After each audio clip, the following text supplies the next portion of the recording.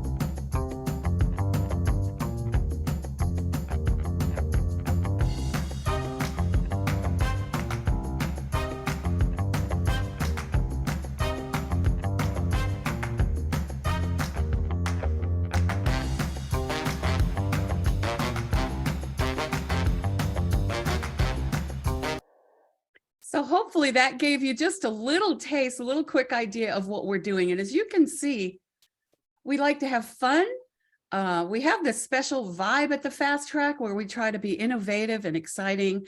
And we also are very passionate about engaging the volunteers that attend our sessions in discussion about what they're doing in their states, what works in their states. And if they're new volunteers, which a lot of them are on our general session, we want to know what they are interested in and what they are passionate about, because these conversations really go very far in assisting our volunteers to really be a part of what we do at AARP. And we do have lots of great reviews from those that are volunteers that have been around for a long time. Even staff, AARP staff, say they've learned so much. So there's basically 2 parts to Fast Track. We have 3 foundational sessions you can see right here. This general orientation is pretty much what is done in every state overall. But what separates the fast track from other state trainings is that we do a deep dive into our structure and organization so that our volunteers know, well, what is an ASD? What is an RVD? What is an RVP? What does the executive council do? What does your state president do? All this good information is provided in part 2. And then part 3, which we also provide an ebook, so nobody has to take notes. We pride ourselves on providing resources to everyone that they can, see, feel, and touch. So communications and resources talks about everything AARP on aarp.org. It talks about the value of the portal, the value of the volunteer handbook, our YouTube page. It talks about the Roost. It talks about your state pages. And so we always refer everything back to the state because, as you know, each state has its own unique way of operating. And we want to make sure that we share that and that volunteers understand that questions that they have go back to their state associate and community engagement directors and also their volunteer mentors if they have one. So that's part 1. Part 2 is we do fast track campuses where we teach things like PowerPoint, video calendars, all the kinds of cool stuff like making the video that we had in our waiting room. We think that people spend time in the waiting room. You might as well make it an experience and an educational one at that. Volunteer fast track masterclass. This is more of a deep dive into the bigger issues of AARP, advocacy, voter education, all of the things that AARP supports 50 plus and over. And we have AARP staff and higher level volunteers that share their experience there. And Fast Track on Demand, that's something kind of new that just popped up because we are collaborating with the DWG tomorrow and it's not a regular Fast Track day. We're just calling it Fast Track on Demand. It's all about the sizzle and all about the marketing, right? So our ask for you today is to kindly keep in mind that we are there and we're there every Thursday at 2 o'clock. And we would absolutely love it if you would send your volunteers to us. I'm going to put a link in the chat. That is what is called a bit.ly. And you can click on that anytime, anywhere, any day, any year, and you will get the latest and greatest about the Fast Track, our class registrations, our special sessions, everything you'd want to know about what's going on in the Fast Track, you will get from this special link. And we want to thank Tara Shaver, who started the whole bit.ly revolution with AARP. So Tara, thank you for that.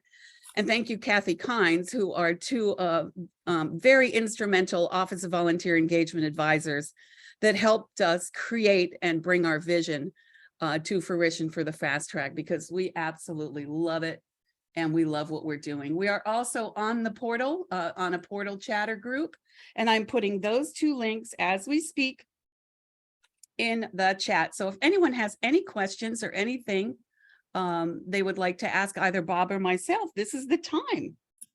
And I hope you've appreciated our little presentation today. Cool.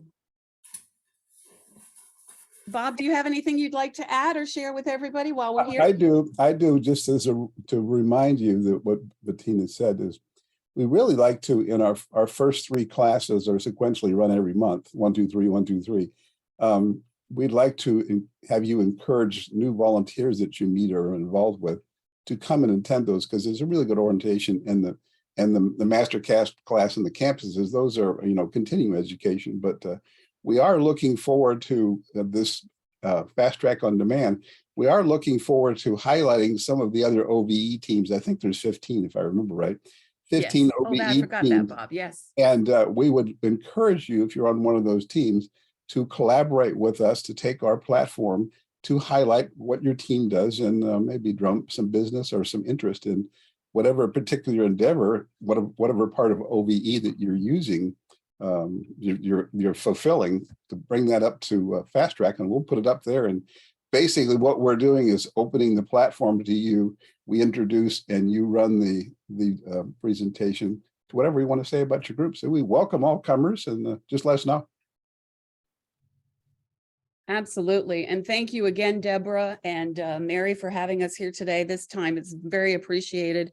And certainly we're going to be inviting 360 to join us on the fast track to talk about everything that you're doing and the value of this fantastic forum. So let's look to that for 2023 as well. All right. Well, thank you, Bettina. We really appreciate you and Bob being here and for the work that you guys have done to bring Fast Track to fruition. I do have just one question, and that is, knowing that we have, you've taken the onus of orientation, at least from the national perspective, over. And I know you refer people back to their states. Well, are you telling them what they should be expecting from their states when they get back there?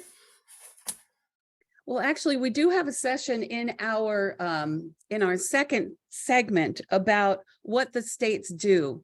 What is a state community engagement manager and what their purpose is? And also, what are the purposes also of your fellow volunteers and those mentors that have brought you on board? So yes, in that sense, we have shared what to expect as a volunteer in your state. If I might add, Bettina, that we don't want to usurp the state's rights, if you will, and the influence the state has. We always refer the new candidates, the volunteers.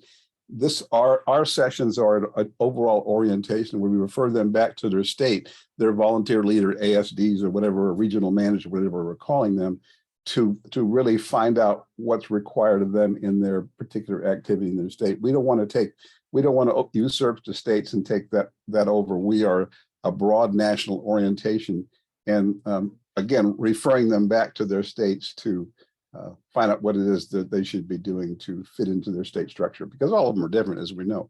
Big states have a lot of things going on as far as training goes. Small states may be more sporadic. So, okay, great. Kathy Kynes, I think you've got your hand raised. I do, and I'll make it quick. Other than saying it's fabulous, we have so many new people here. This is thrilling. And Bettina and Bob, just get down into the details. This week on Thursday at 2 p.m. Eastern, yes? Yeah, the fast track session is 2 p.m. Eastern. Right. Every Thursday at 2 p.m. Eastern. And so first Thursday starts with BASIC, which is the Volunteer Orientation Handbook. Many of you have done that or do that in your states. This Tuesday, am I right, is the second session? yes. Bob, is that what we're doing this Tuesday? Yeah. Yep. Yes. So I'm putting in a Thursday. plug for, you need to register. So please click on the link to at least put it on your calendar. If you can make it, great. If not, it's on your calendar for this Thursday and the following Thursday. In addition to the extra classes that Bettina and Bob have also mentioned, I think we may have people here who are kind of curious about, as they think about next year and how might they use Fast Track. We'd love for you to get a real taste of it. So they are not recorded and sent out to everybody. So come and see it live and in person. It's awesome. Thank you.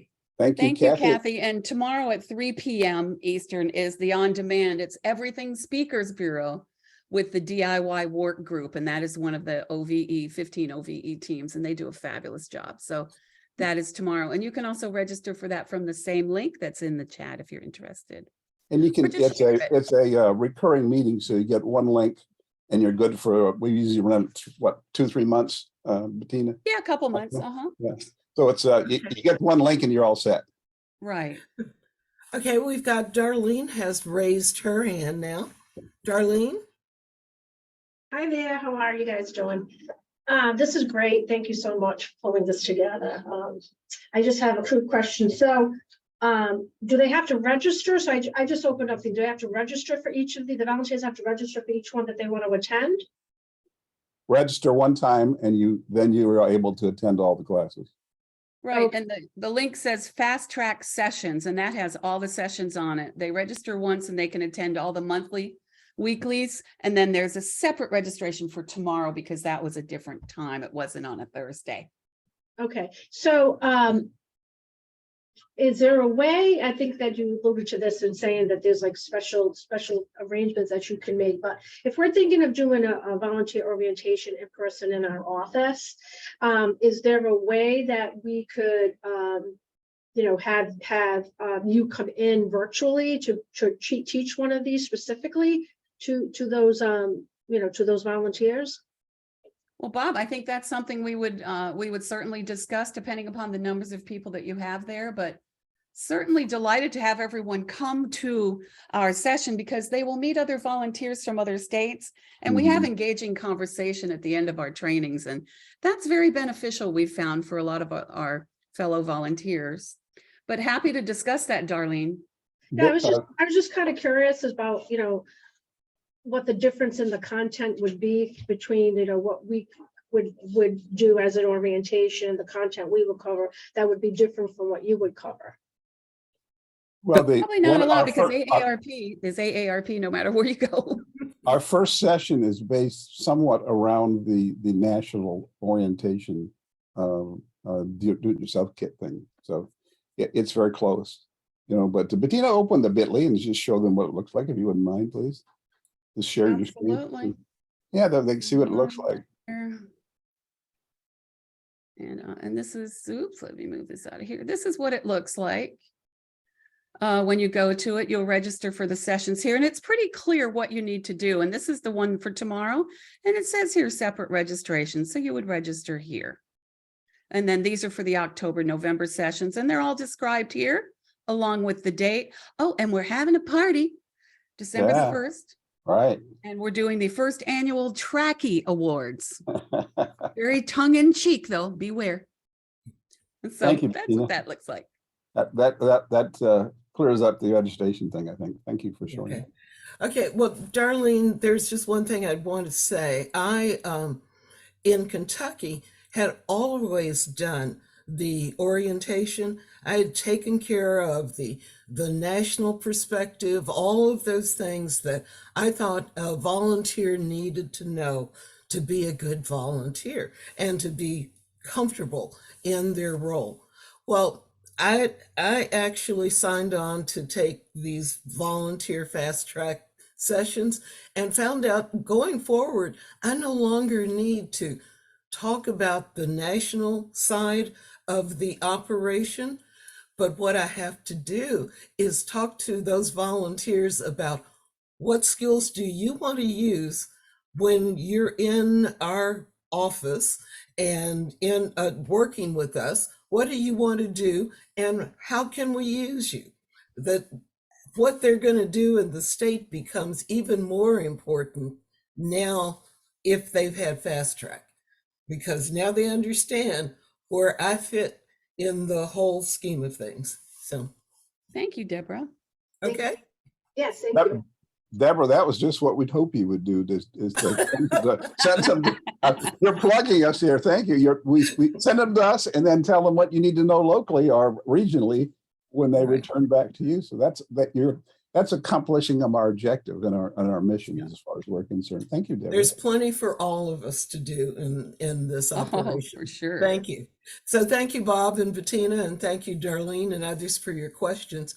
And I did not introduce Dr. Mary Clark, who is my co-lead for this, but she's going to handle our first question for today. Thank you, Dr. Clark. Thank you, Deborah, and thank you so much for everyone for coming today. And I see so many states represented, and I would like to see more states. If you need assistance putting your initials of your state behind your name, just put in the chat help, and Deborah or I will help you with that. Our first question today is this: do you encourage or invite your volunteers to share information or best practices at Office of Volunteer Engagement forums? And what response or feedback do you get from these sharing opportunities? Anyone want to be first to answer that question? Because I know that in all of these states, there's so many wonderful ideas and best practices, but how do we share them? Or how do you encourage or allow the volunteers an opportunity to share?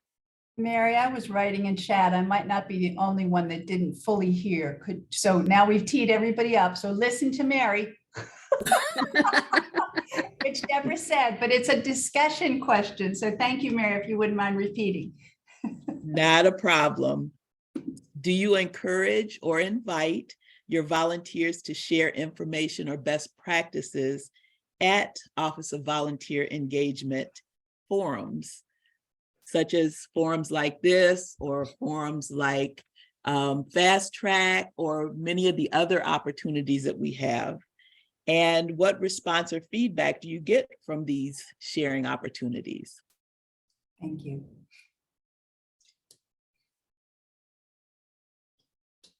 And one of the reasons we asked a question like this is we want to make sure that when we're holding things like a 360 or a water cooler Wednesday or some of the other things that have occurred over time, we want to make sure that volunteers understand and staff understand in forums like this, your comments are what make it work. Your insights are what we're looking for. Darlene? Yeah, I would have to say that I think that we need to be here in Rhode Island a little bit more mindful of all of the offerings that OVE gives our volunteers. I have to say that I haven't been very forthcoming in looking them up and passing them along. Only if, like for example, if the volunteers really need some help with technology, We've just developed a new speakers bureau, and Bettina and her colleagues at the DWG have been wonderful. Can I say that 18 times? In training our volunteers to do virtual presentations. So it seems that when we have a need, then we look for the solution within OVE or within the volunteers, or what's out there, who do you have for Speakers Bureau to help us or whatever. And then also there's always been those opportunities for us the staff to partner up with the volunteers for all of these different types of team building exercises. So we've taken part in Letting Go. Now we have volunteers and staff involved with the team building. So there's been those opportunities, but I haven't been very good about going out to say, hey, what other opportunities like Fast Track now, right? To say that are just out there, that doesn't have to be a need for them to immediately address, but something that they can, that we can encourage their continual learning, and knowing about not only their own skill sets to improve their skill sets, but also to share their best practices and to, meet new people. Beyond just the state office, because I have monthly meetings for different things, for different volunteer groups, and I train them on their particular tasks and everything, but I haven't been very good, like I said, to point them to resources like this Fast Track forth, just to get to know the enterprise and to get other volunteers. But I will now. Thank you, Darlene. And Linda, before I come to you, I want to say that Joyce put in the chat that which relates to what Darlene said, the hardest thing is to convince volunteers to tune in. And when they do, they're invariably glad that they did. And I must agree with that, because volunteers have so many ideas and experiences. And this is what this forum is built for. It's built for staff and volunteers to share ideas. And the wealth of information and knowledge that could be shared in this forum is phenomenal. So please feel free. This is where your voice is welcomed, appreciated, and celebrated. So thank you all for what you're going to say and what you have said. Linda? I was just going to add to what Darlene said. If I have found that there is a volunteer that needs a specific skill set, I will point them to the workshops that are in the OVE newsletter. But seems to me that ought to be something that gets attached with the training, and perhaps it is in the Fast Track, just to say, if you want to find out all kinds of opportunities for engaging with others, you should sign up for the OVE newsletter that comes, once a week, and get that for sure. I know they've got many different newsletters and they get so much email. But perhaps that's one that we could encourage them to sign up for. That's a great suggestion, because we do have the opportunity to opt in and opt out of various communications. And if you opt out, sometimes you miss out. So I'm of the opinion that if there's nothing I want to miss, I kind of opt into everything. And then if I want to delete it later, that's a choice, but I at least have the opportunity to receive it. So thank you for saying that, Linda. It looks like Darlene put a question in the chat. So the staff can attend Fast Track as well. Bettina, Bob, what say you?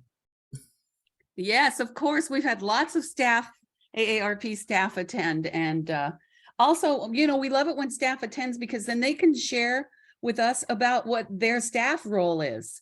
And that's a little bit further insight for our volunteers that are on our sessions. We'll have Kathy chat us up, or Tara, or sometimes we've had state directors on, ASDs.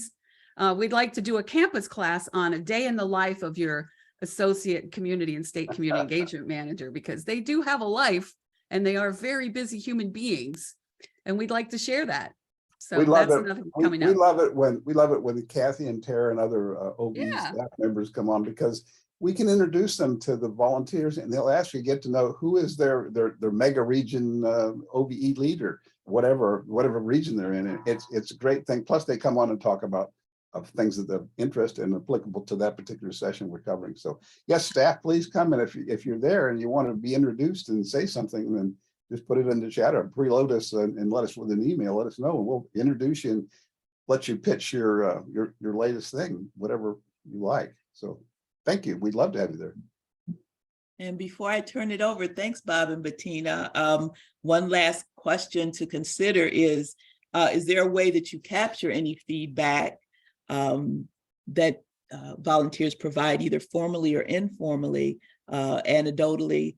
And is that information that a volunteer obtains from a meeting reported back to other volunteers? So just something to consider. And if anyone has a response to that, I'd be glad to hear what that is before we go on to the next question. Anyone?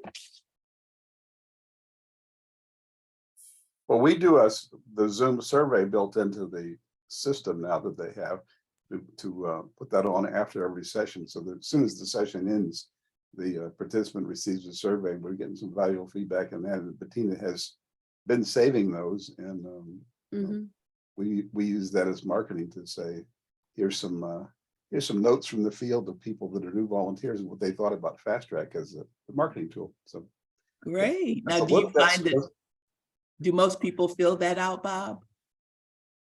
We're getting about 70%, 50 to 70% of those back. We let them know that it'll pop up on their screen after the session, and we're delighted at the response that we get. We ask for suggestions, ideas, feedback on our presentation, and just lovely. But community-wise, you know, the state of Florida, our volunteer meetings in South Florida, we encourage participation. We encourage people's opinions and ideas. But I think that's a great question, Mary, because it leads us to think about, well, should we do periodic actual surveys of our volunteers in our community and make it anonymous so that they can feel free to share what their thoughts are in their volunteer journey? I think that's a great question. We do polls during the meeting, and we take the information from those polls and we do apply those to future sessions. Like we had people ask in the meetings that liked our slideshows to do a presentation on how to set up PowerPoint. And then Bettina is interested in Canva. We've had questions about Canva. So those are things that we're presenting in our classes, how to do a PowerPoint, how to use Canva to enhance your PowerPoints. And we also have one that's it's about AARP related applications for your phone or smart device.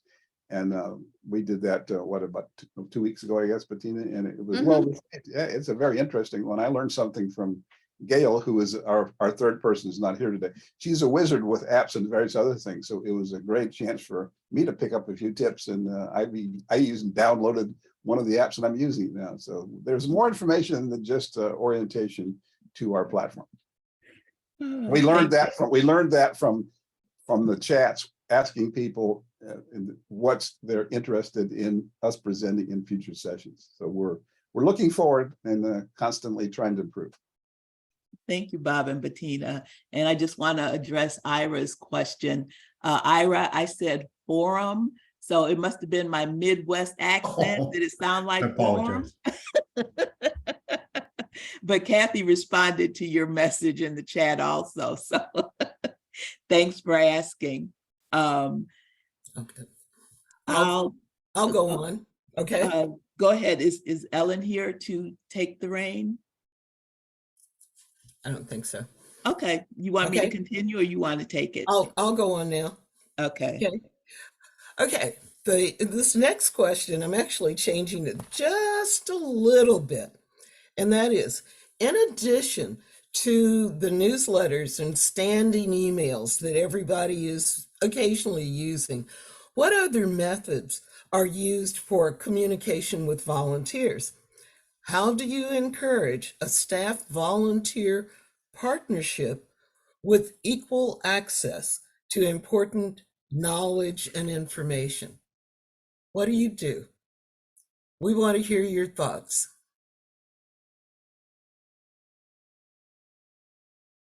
You can come off mute and tell us what you want, or raise your hand with the reaction button, or just wave at us. I would love to put Ira on the spot, just because I think Ira's chat said some of the things he does. Ira, could you speak to your chat a little bit? Sure. It just reinforces the value of that OVE update. We generally, the volunteers in Nebraska, they're not all getting that. I know that we could tell them how to add it by sending a note to Greer. But one thing that I've been doing is communicating volunteer tips of the week. And I almost do a copy and paste of what's in that newsletter. But that's a way to expand the knowledge of those tips to a larger audience. And I wanted to mention one other thing. I had the opportunity as a volunteer to meet with OVE leadership last March, and it was on the subject of dashboards. And it was called Insights on State and Regional Volunteer Dashboards and Analytics. And so this was an opportunity for a volunteer to tell OVE how we're using their tools.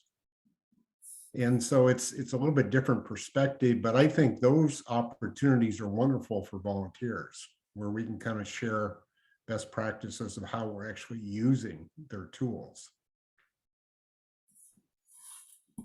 Well, Ira, you've intrigued us. I just want to ask one question related to that. What's one thing that you may have picked up in that meeting with OVE related to dashboards and analytics? I think it was wonderful that they would listen to what we had to say. I had some charts that compared Nebraska to surrounding states and to nationwide. And I think one of the things I learned from that was, I think, Kathy, you've told me this a few times, and that is, don't compare us to other states, compare us to ourselves. And we can kind of set some goals and update things. But I thought it was just really interesting doing some comparisons, because whenever you work with things like dashboards, you want to know what the norm is. Are we doing good or bad? So it's always good to do a comparison.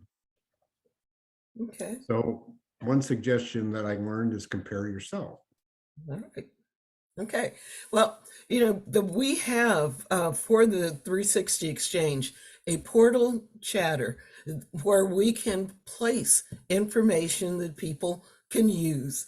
So Ira, that tips of the week sheet that you mentioned, if you'd be good enough to send that to me, I'd love it. We paste it. If you've got anything else you'd like to share with this group, I'd appreciate your sending that. Thank you. Sure, Deborah. Now I sent you, the other thing we're doing is after I do a monthly volunteer portal training. And we've heard that from the volunteers, I can follow what you're doing, but you need to give us an exercise or a follow-up activity. And so we built what are kind of like scavenger hunt questions. If you do this, you get something.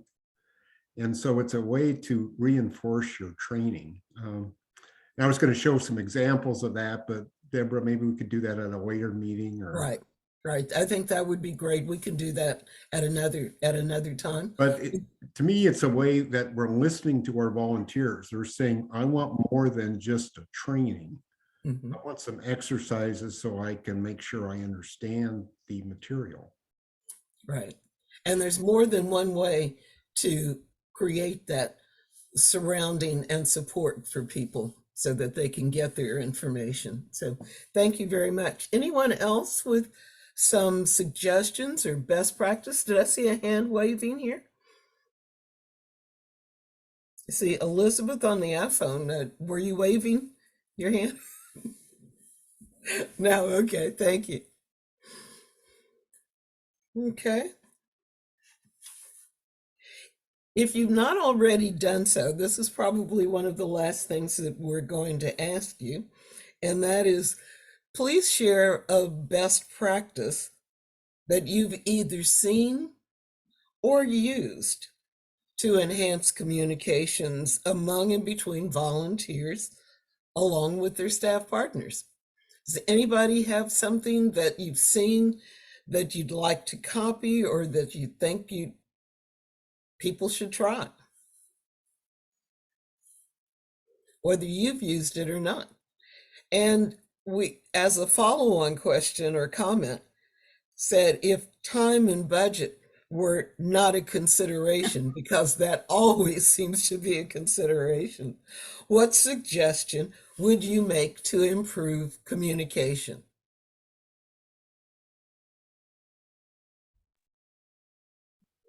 We're not having any constraints. We can do anything you want.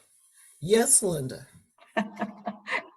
Sorry, I seem to be one of the few raising hands today. The one thing that I guess, there's so many resources, and how to find those resources is really a continual problem. I mean, Deborah, you're great at putting the recordings in the chatter, plus whatever attachments you feel are helpful to the communication that somebody else has done, or a notice, you know, like attaching Ira's, one of his messages to his volunteers, you know, that sort of thing. But there's no way to know what's in each of the different dates.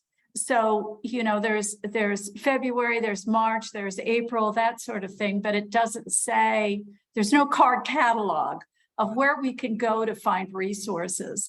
And I think that's, you know, I see Kathy Kynes at thousands of meetings taking notes and wonderful ideas, but I don't know where to access those kinds of wonderful notes. And everybody that's here has that. So that's just one of my frustrations. I can remember, oh, I had that conversation, but I don't know where to go to find it. So that would be just a suggestion. Great. Thank you, Linda. And Hillary, I believe you've got your hand up. I do. Hello. I want to just chime in on communications. I'm a big supporter of Hub Dialer and just using it to reach out to the volunteers on all kinds of different things, not to ask for anything, but just say hello and to listen.